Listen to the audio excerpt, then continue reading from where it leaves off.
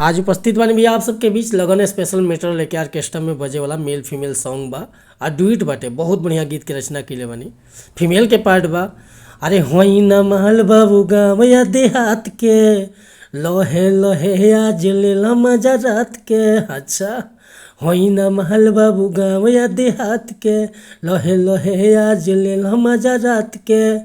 अरे बाकी न ऐसे छुए देव कमरिया, गोरिया हो बड़ा नाचेलू बढ़िया, गोरिया हो बड़ा नाचेलू बढ़िया।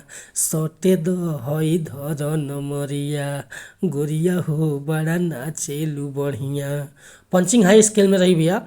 हम रुआ के डमी खाली बतौले बानी। मीटर पसंद बा, फुल गीत लिखवावे के चाहतानी तो बिल्कुल उचित चार्ज में गीत रुआ के व्हाट्सएप के जरिए मिल जाए। और नंबर हम वीडियो पर दे दिले बानी, बेहिचक रुआ संपर्क कर सकीले।